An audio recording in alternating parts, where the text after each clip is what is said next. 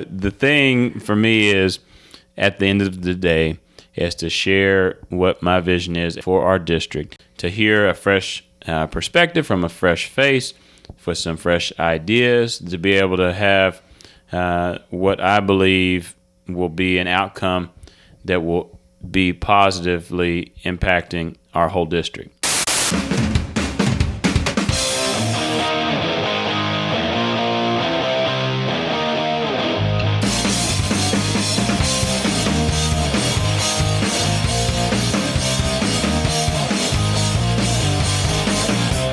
Welcome, everyone, to Friends in the Corner podcast, stories and topics from around Kentucky. I'm your host, Dan, coming to you from beautiful Lexington. Thank you guys for listening to this episode, and we've got another amazing interview for you guys today, as we're going to be talking with State Representative candidate Terry Cunningham. Terry is a friend of mine from my graduate school days, and recently he announced that he is running for state representative of the House District 77 here in the greater Lexington area. We talked to Terry about what it means for him to represent the 77th district. We talked to him about his involvement in politics, why he's wanting to run for state representative, and what he's hoping to accomplish if he is elected to that position. Now, I do want to preference this and say that in our conversation with Terry, we do talk a lot about different political positions. Some of it can be a little polarizing to my listeners, and I'm not here to tote the line between Democrat or Republican or try to create any polarizing concerns within my podcast. But I thought it was important to create a conversation with Terry just to get his thoughts on why he wanted to run for this position, and I thought it turned into a really awesome episode. So even if some of the things that are said in today's episode are not really your cup of tea, I hope you will at least take a listen and enjoy the conversation with Terry. He's a very well-spoken gentleman. I had an absolute blast talking to him, and I hope you really enjoy this conversation that we have with Terry. If you like today's episode and want to learn more about Terry's campaign, you can find him on Facebook at Terry Cunningham for State Representative. He also has a link tree with all his accounts at Linktree's website /Cunningham for Kentucky. You can find us on social media at FITC Podcast. And if you want to listen to previous episodes of Friends in the Corner, be sure to go to www.friendsinthecorner.com. But like I said, it was great catching up with Terry. It's the first time we've seen each other in almost 6 years, and it was awesome to hear about his passion for this new adventure that he's going on. And I hope you guys get to enjoy a little bit of that too. I say without further ado, let's get right into it. Ladies and gentlemen, Terry Cunningham. You'd never know who you meet in life, whether they're going to be coming or going, if they ever come back in your life. And my friend here, Terry, me and him have gotten to reconnect here lately, man, and it's good to see you after, man, it's been like 5 or 6 years since we last saw each other. Oh, absolutely. Yeah, this was a chance encounter that, finding this great podcast that you've been continuing on, and excited to be here to have a conversation with you on. Absolutely, man. And just to give my listeners a little bit of understand how I've got to know Terry, and I actually know him and his wife, Jacqueline. I don't talk about this part a lot on my show, but a long time ago I went to seminary school up at Asbury, and so I was in Wilmore taking a few classes there, and I had classes with Terry and Jacqueline when they were there, and at the time you guys had no kids. Now you have 3, so that's kind of funny. Absolutely. Yeah, it's times change rapidly, I suppose. Yeah, and it was cool. Like I got to meet Terry, and I got to meet Jacqueline, and I got to, at the time, because we were doing some different projects, we were supposed to attend different churches with different cultures, and I got to attend Terry's church at the time he was a part of the staff at, and it was just cool just to see a really nice church. And you said that you used my phrase that I gave it for a while there, and that was a slice of heaven. Yeah, it was. We had a great time during that season, and I was glad that we got to be a part of it mutually as well. Absolutely, man. So Terry, it's just cool just to kind of come back here and kind of reconnect with you, brother. And we're going to be talking here about your state representative campaign you've got going on here today. But before we get into that, I got to ask you the hardest question I ask everybody when they come on here. Oh, man. Who you are and where you're from. Oh, okay. Well, fantastic. Well, again, I want to say thank you for allowing me this opportunity to come on and to have this conversation. And so my name is Terry Cunningham, as Dan has already alluded to, and I am actually from Maysville, Kentucky, originally in Mason County, but have been blessed to call Lexington home for the past 14 years. Awesome. So you graduate, did you go was it Mason County High School? You sure did, okay. Absolutely. So there's a lot of folks that come out there. They're known for a lot of things, primarily basketball. We've had some basketball greats come out of there. I always tell folks that I did not play for the team except for in the pep band and my saxophone. So, yeah, but great upbringing there, and but certainly have been blessed to raise a family here in Lexington. Awesome. And you came here to go to UK, is that right? That's correct. Yes, sir. And came there, found my wife there, and after graduation, we married, and awesome. The rest is history. Where's your wife from? She's from Queens, New York, actually. Oh, wow. So quite a difference. There's quite a difference between Queens and Mason County. Absolutely.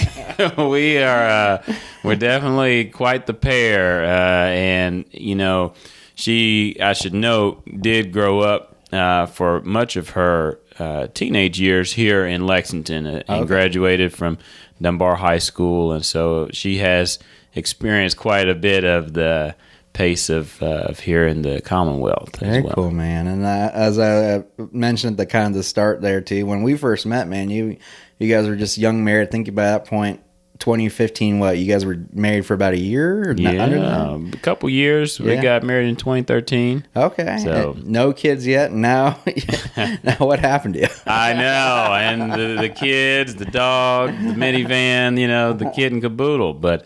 We are been very, very blessed to be able to, call this place home, and to find it to be a suitable place for us. That's awesome, man. Hey, we're happy to have you on. We're happy you've called Lexington home. Just like you, I'm not from the area. Dayton, Ohio is where I'm from, and for the last 10 years, this place has been amazing to me. I met my wife here too.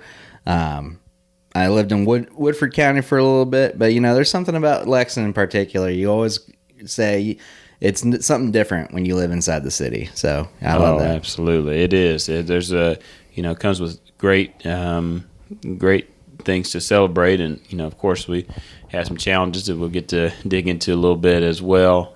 But certainly, overall, it's a great quality of life here. Yeah. Well, Terry Cunningham, we're excited to have you on here to learn more about you, but also we're trying to learn more about you because you've got some new adventures coming up here this year that we're going to be diving into, and you're running for a political position here in the city for a state representative. Can you tell my listeners a little bit about that decision? Well, sure. For me, I should mention that I actually served my time began in public service when I was a senior in college, and I was appointed as a pastor and began to operate in ministry during that time. And after that, I went on to continue to serve through community Bible studies and being able to reach out and really make a presence in the neighborhood where we ended up buying our home. A couple years ago, I made my entry into local politics, actually being elected to serve on the School-Based Decision-Making Council, which is a council that is at my youngest daughter's preschool and then as well as my elementary school age daughter's school.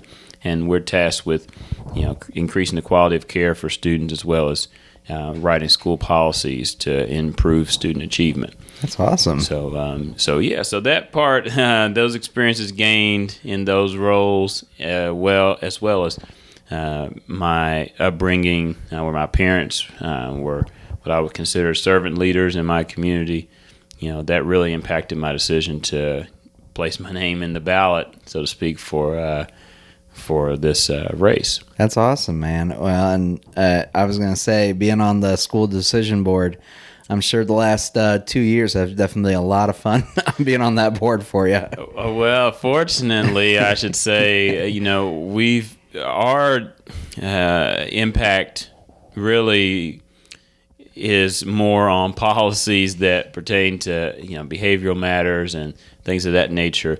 The district tends to be the ones that handle a lot of the what you may be reading about with what we just experienced this week with the masking mandates being lifted.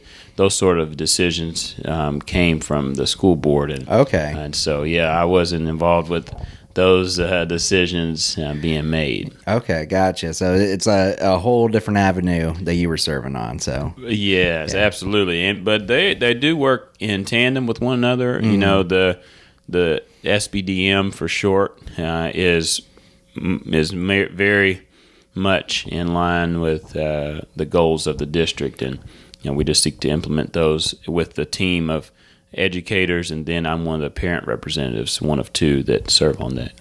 So I know your daughters go to these schools, but what was it that made you decide, like, you know what, I want to get involved and be a part of this process for the schools? Was it just because your daughters were there, or did you see a need for that type of adjustments inside the school, or what was your decision to kind of go through that process?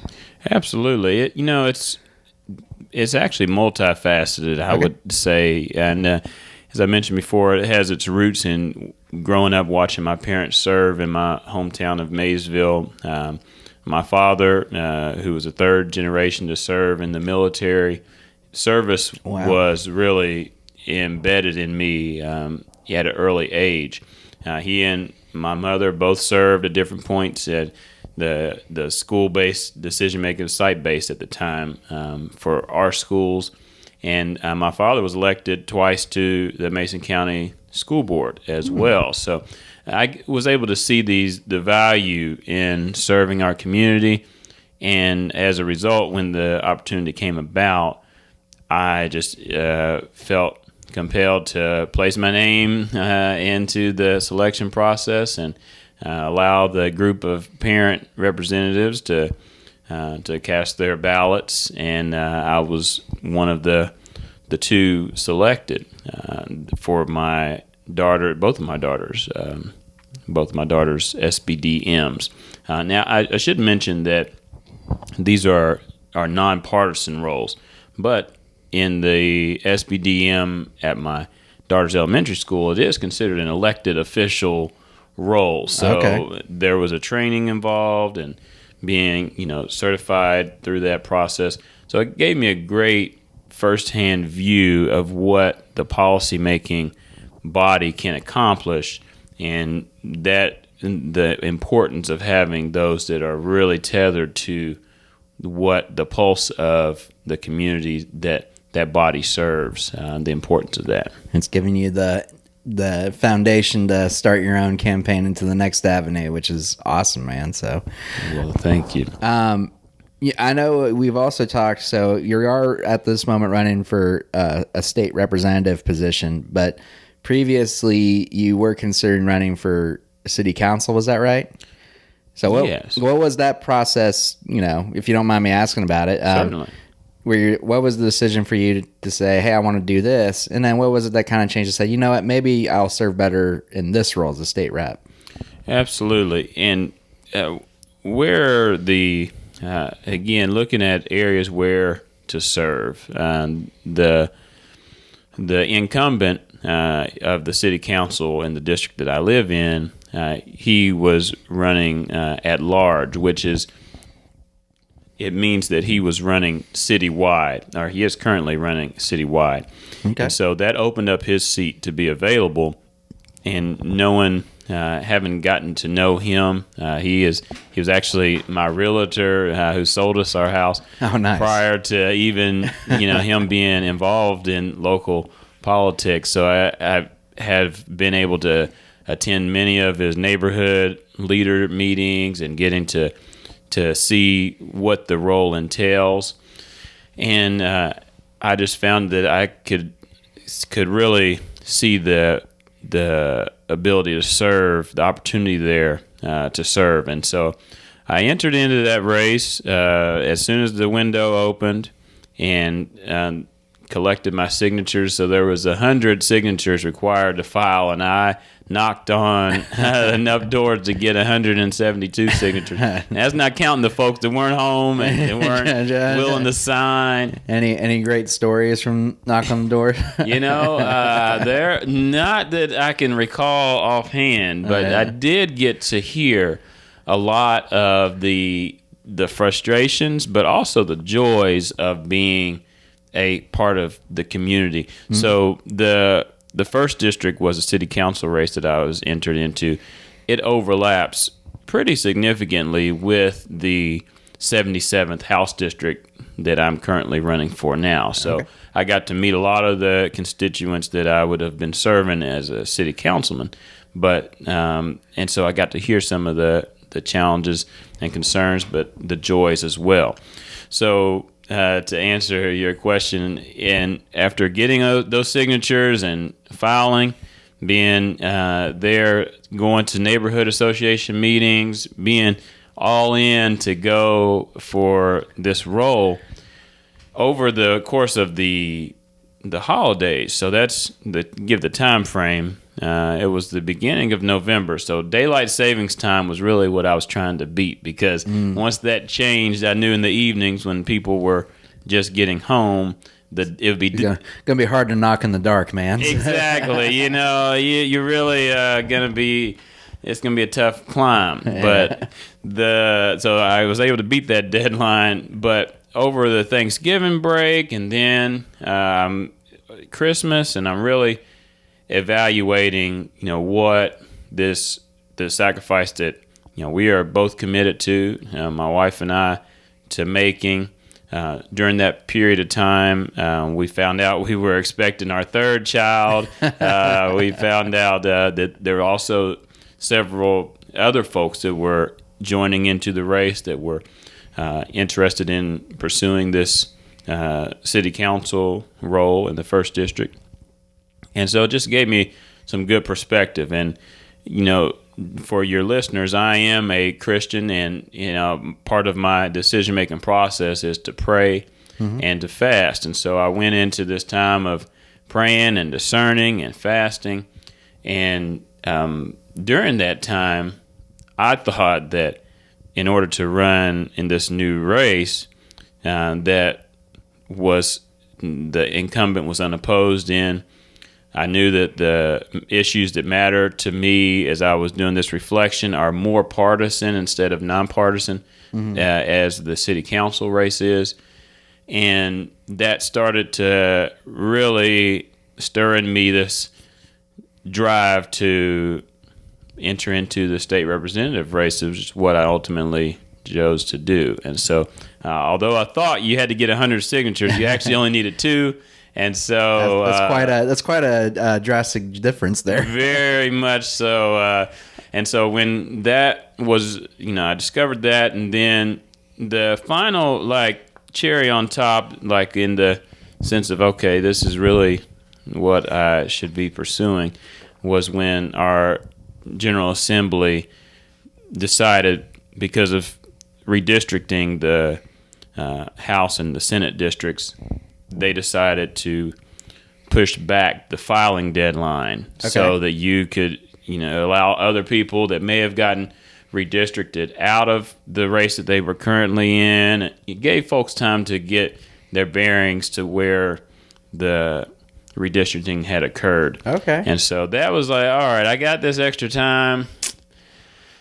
I'm going to go and, as my dad would call it, change horses in midstream. So, but now we're off to the races. So there you go. Win that Kentucky Derby. I love that, man. So good. Well, hey, happy to hear, a lot of thought and a lot of prayer went into this decision, man. And in a way, it may look a little bit different, but you're still doing what you want to do, and that's serve your community. So, that's powerful.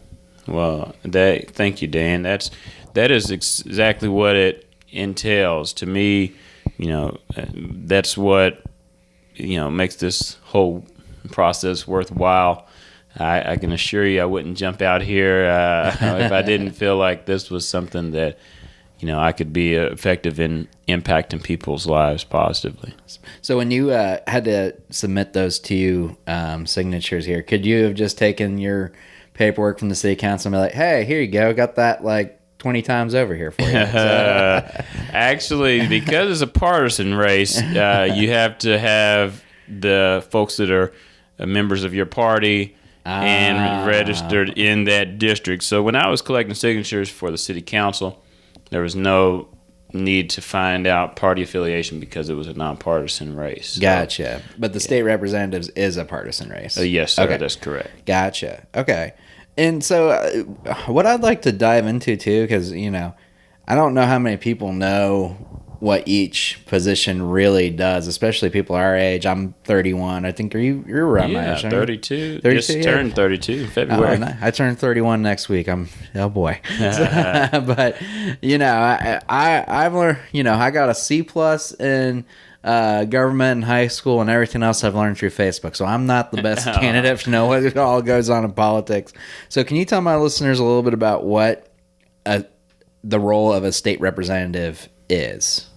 Absolutely. And, this is a part that I can, again, going back to the roots of having grown up in a smaller community, I did learn about civics, from the perspective of, our duties as members of this, as a citizen, members of this society in America, to be at however level, whether it's being an informed voter, being a person who runs for office, or even protesting, to be able to make your dissension known peacefully, of course. So that said, to go into a little civics here, so the primary responsibility of a House representative is to develop budget packages, making taxation decisions, passing legislation, allocating spending, and what we witnessed this year is the redistricting with other House members in the Senate. So that happens every 10 years, and the data used is from our United States Census. So that is, in a nutshell, what the duties include. Okay, cool. So, and if bear with me if I'm not too familiar, if you do get elected, would you be particularly working in Frankfort to represent your district? Is that how that would work, to advocate for that part? That's exactly right. Okay. So there's 100 members in the House. The Senate has 38 members, which represent a larger population of our Commonwealth. The House represents roughly 45,000 constituents. That would be a conservative estimate. Then the Senate, of course, represents more, but the House, all of the action takes place in Frankfort. That's in our capital, and there's the session for this year, because it's an odd or even year rather. It takes place for 60 days, 60 working days, and then in the odd years, it's in 30 days. Thank you for checking out Friends in the Corner podcast, stories and topics from around Kentucky. If you like today's episode, please consider giving us a review on either Apple Podcasts or Spotify. And to hear more episodes, go to www.friendsinthecorner.com. And I know you've talked about you're running in the 77th district, which, for my listeners who may not know, what is the geographically, and I guess population wise, what is the 77th district, if you don't mind? Sure, absolutely. So the 77th House District contains approximately 47,000 residents. It's one that encompasses its entirety in Fayette County, which is not always the case. If you imagine some of our counties, they have far fewer residents. For instance, where I grew up in Mason County, I think the population at the time may have been 17,000, and I may be actually may have been closer to 7,000 in that ballpark, but far less than what you would find for the districts to be evenly distributed. So that usually these districts would consume of a bunch of different counties together, like probably Mason and Lewis County and all that stuff out there. Precisely. Yeah. So the representative would serve the residents in each of those counties, but they would have their one representative to be their voice in Frankfort. But Fayette County and Jefferson County are a little bit, I guess, different here because of how big the cities are. Very much so. And so this is where I was going to ask if I can use my imagination here. I would like to take you on a bus tour. So I used to work for the city bus. I'm going to give you a little bus tour of where the boundary lines are for the 77th. Can we call it the 77th Express? The 77th Express. Yes, please. All right, let's hop on all aboard here for my listeners. And just to clarify, I can provide you with a link for your listeners so they can actually see this in case anybody gets lost. But so let's start in Lexington. If you're familiar with the Speedway gas station on the corner of South Broadway and Angliana Avenue, so you got Cookout is over there. But there's a Speedway gas station. If you start there and you go over to Versailles Road, then continue northward towards Central Bank Center or Rupp Arena, and Triangle Park area. So the district starts where we're going. We're starting there. Then it goes as far east as Winchester Road, past Phoenix and Charles Young Parks, on over to 7th Street, where it continues westward.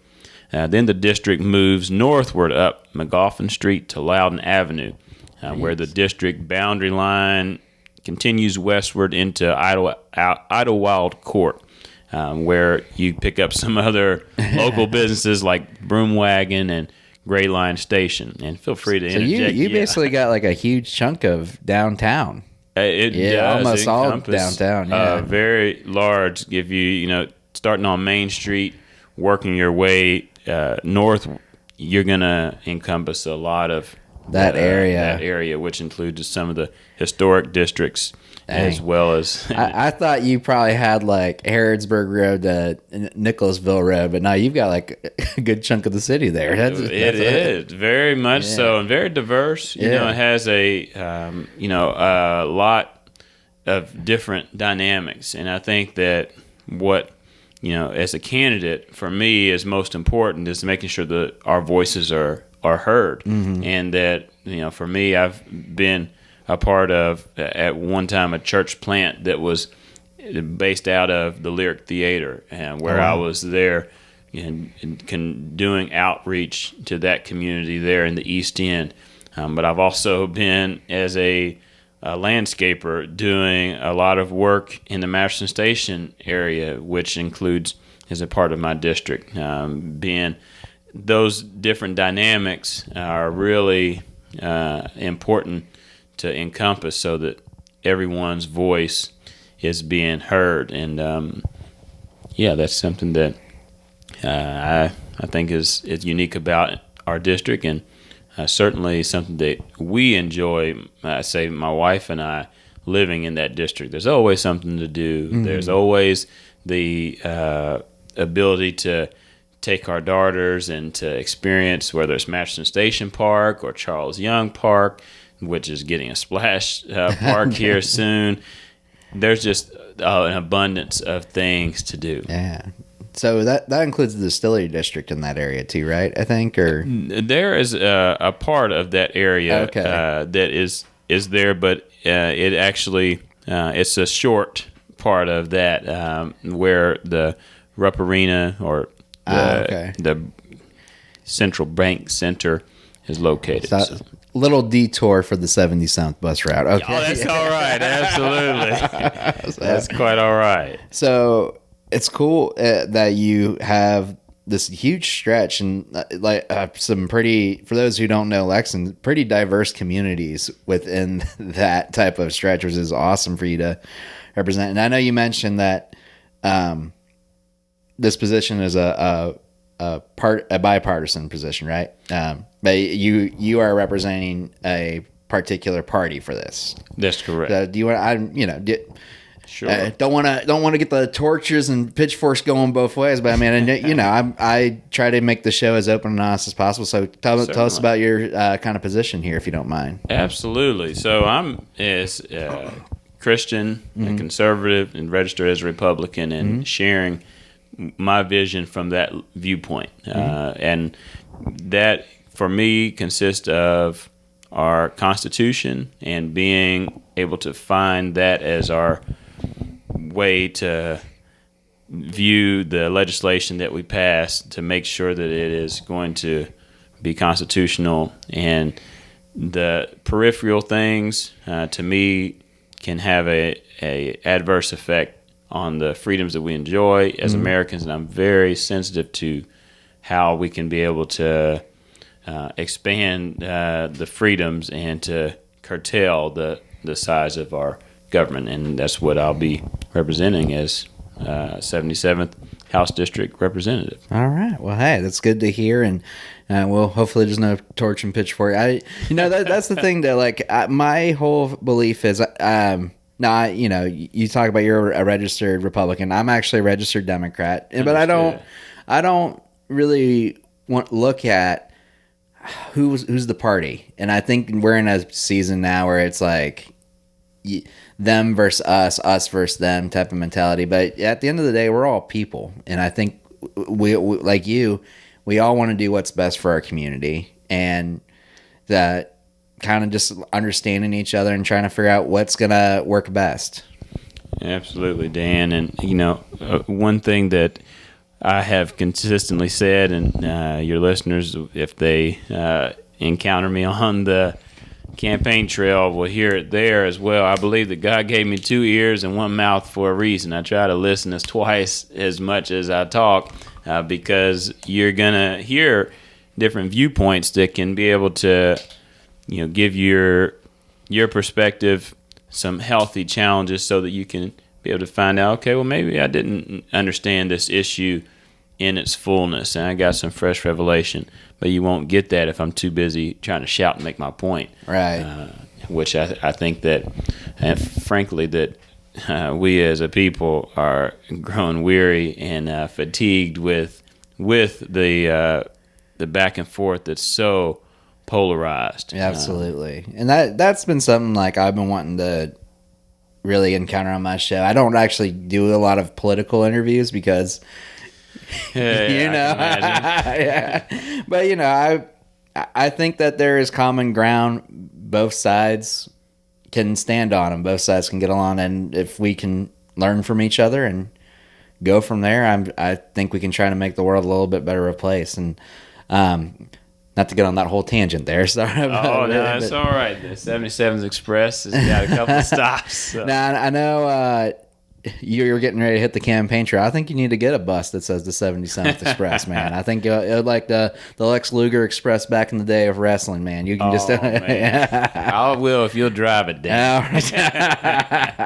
Oh, man. Now, you've talked about how you have been around this community for so long, and you've seen all these different things. And we were kind of talking that you've seen so many different things happen in this community, and it's given you a lot of perspective. But what are some of the challenges with the community that you see that, as a representative, you're wanting to try to tackle and you're wanting to try to change? What is it that kind of sticks out to you? Is like, if I'm in this position, man, this is what I want to go after.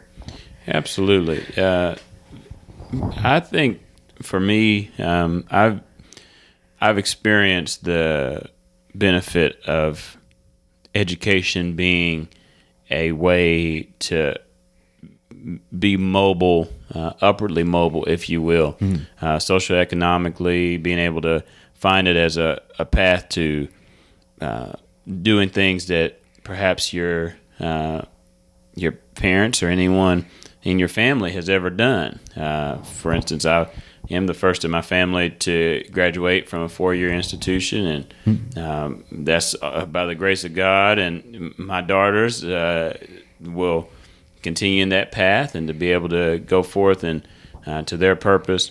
And with that being said, I think the the roots of that educational value are dug deep in the early stages of life. And so one thing that I'm really pursuing is the ability for parents to make the decision where their child goes to school. Okay.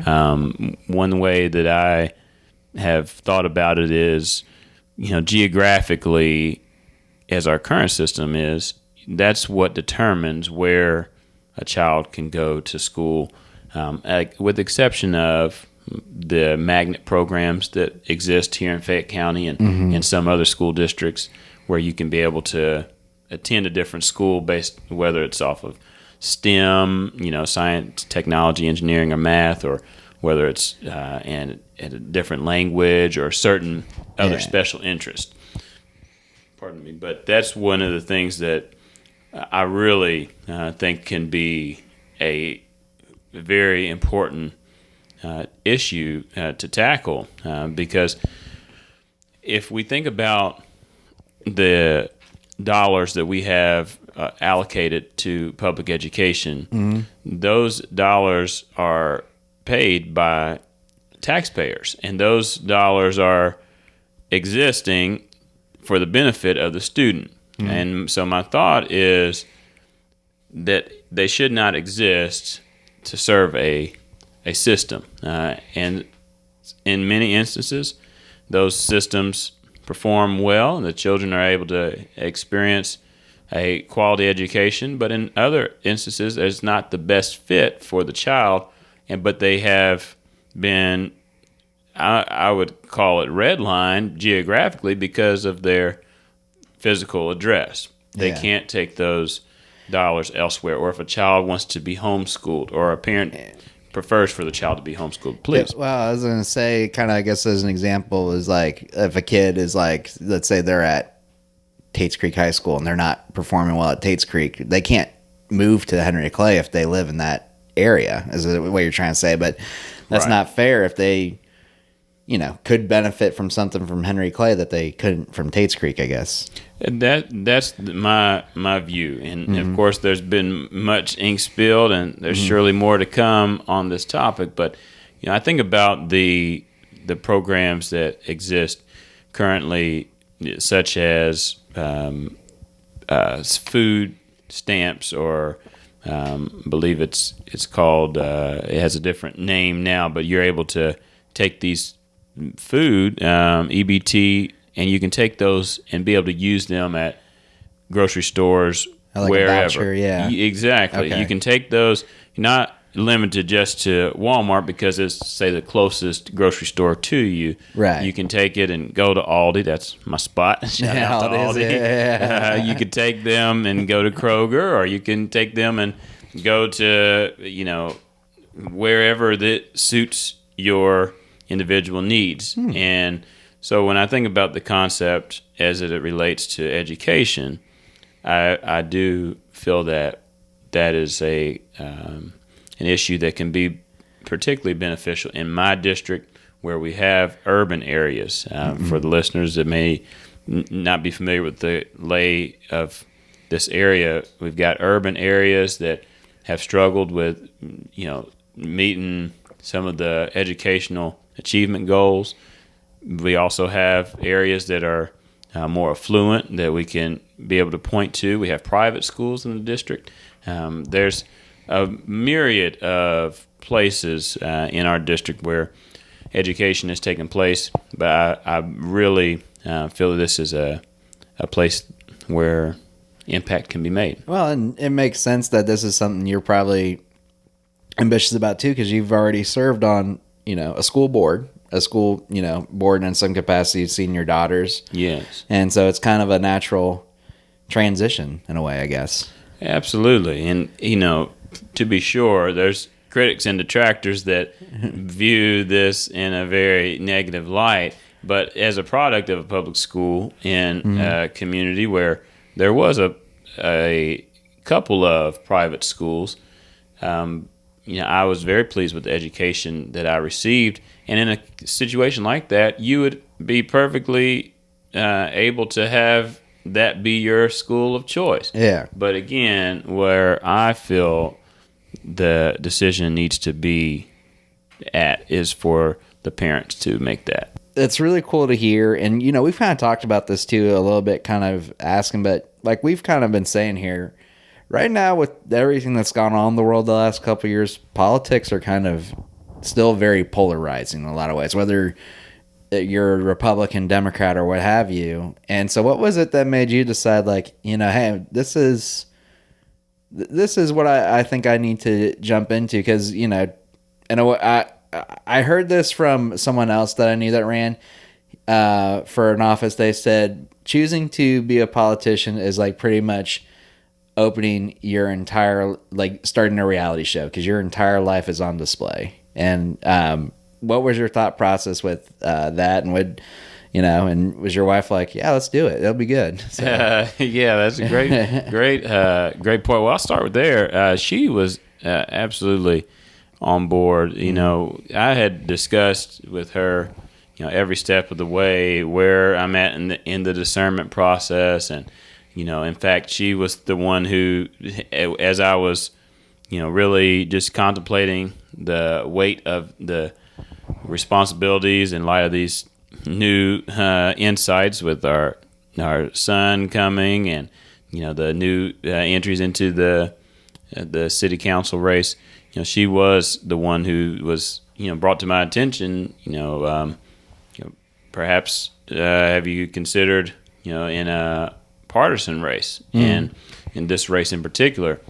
And so I'm grateful. I enjoy her support. I should shout her out to Jacqueline Lee. She is my chérie amour, as I put it. But she is also a licensed marriage and family therapist. So we understand. She actually finished her degree from Asbury, unlike us. So.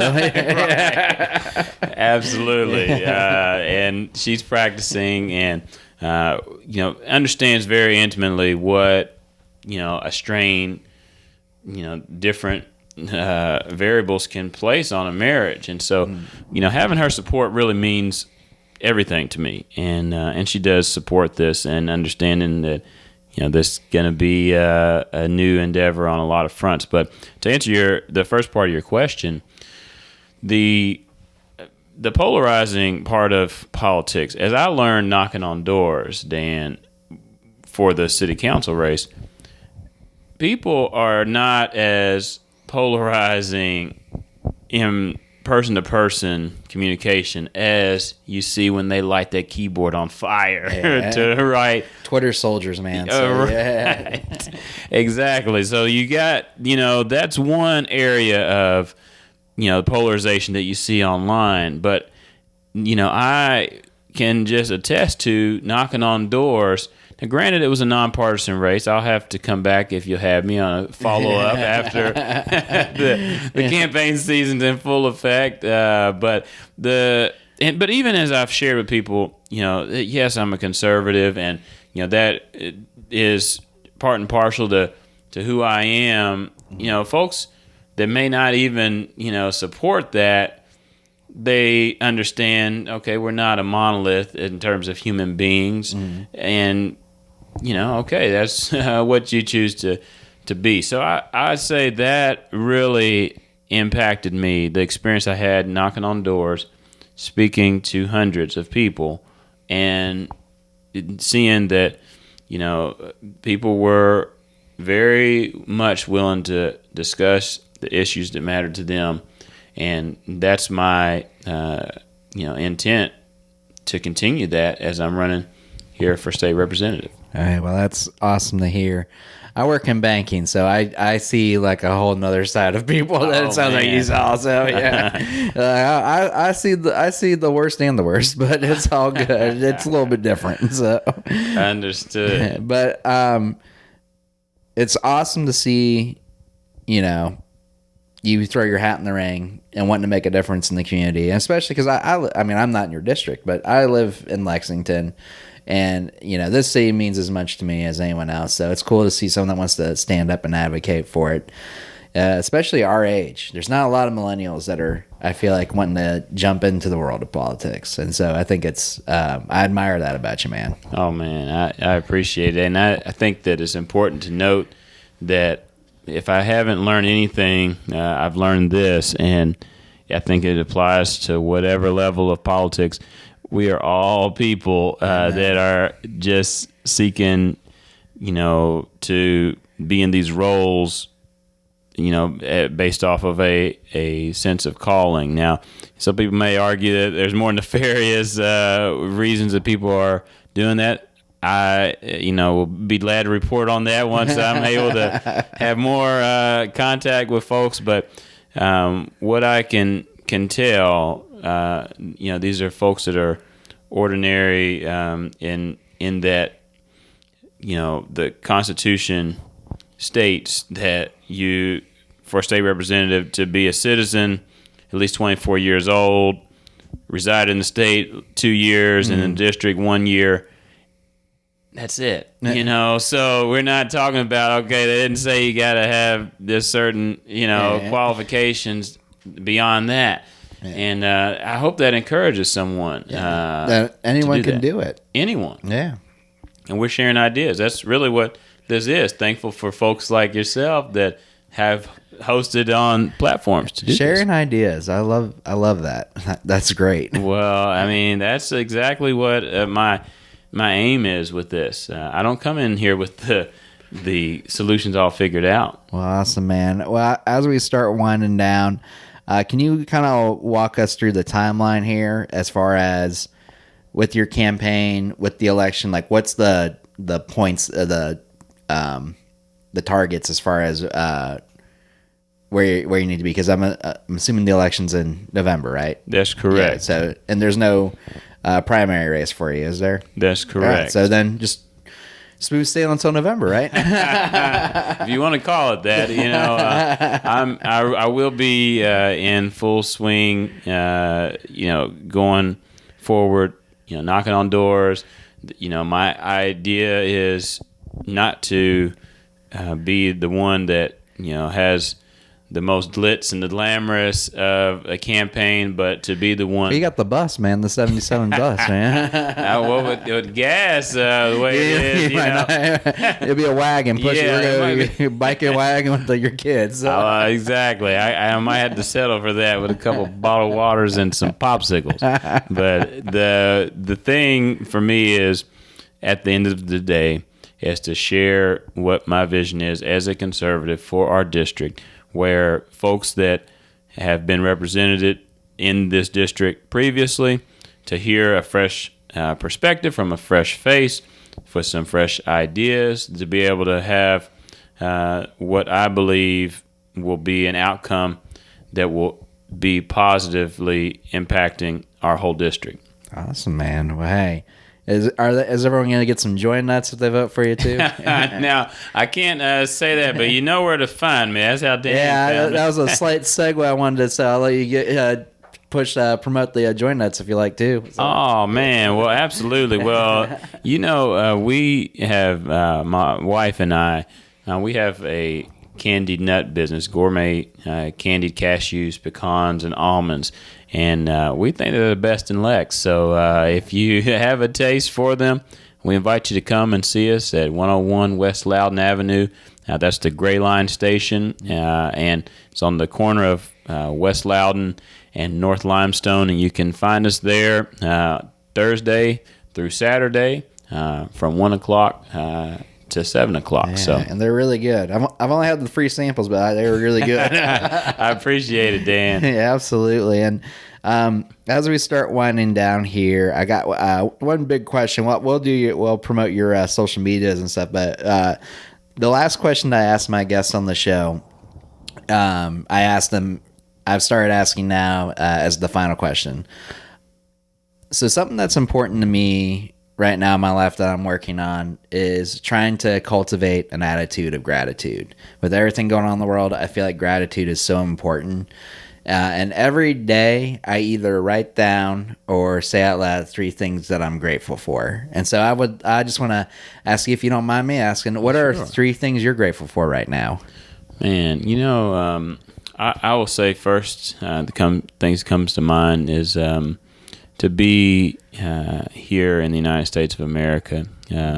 It's something that is easy to take for granted, but to be sure, there's so much to be grateful for here. We have our challenges, and any nation does, but there's no place on earth I'd rather be than here in the land of the free and the home of the brave. Yeah. So that's number one.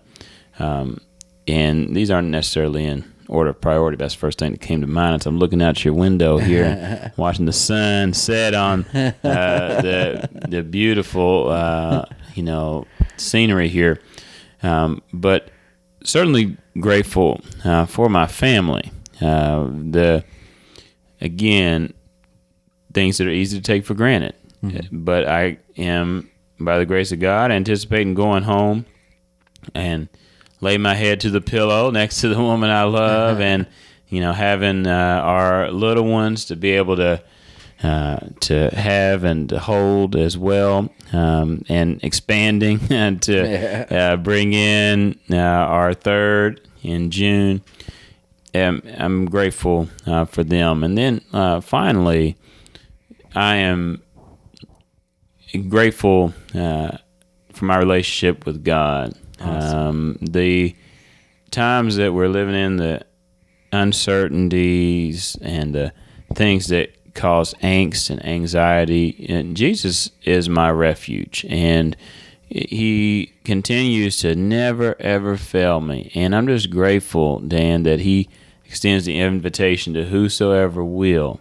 A quick story, if I may. Oh, yeah. I was working today at the Julietta market, and one of the vendors was walking past my booth, and I had noticed that she seemed to be in distress with, her eyes seemed like they were filled with tears, and I asked her, "Is everything okay?" And she kind of was walking ahead, and I asked her, got up from my seat at my counter and asked, "Hey, is you sure everything's okay?" And she's like, "I'm just really having a hard time getting her booth started." So she's just getting into the market, and with all the getting your place assembled, getting your shelving, the decorating, and I said, "Well, I am a person of faith, and would you mind if I offer a word of prayer for you?"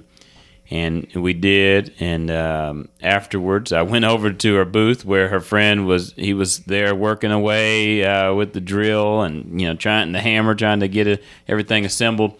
And when she came back, she said, "I really appreciate that prayer. I was really going through a real crisis there." Mm-hmm. And to offer Jesus as the gift, Dan, is for me, my heart has no words for the gratitude that I have to be able to offer Him. And thank you for the opportunity to share this. Oh, dude, thank you so much. Those are all amazingly powerful, man, and I appreciate it. And I just appreciate your time on here, man. It's almost been an hour of us talking, and it's been just awesome to hear.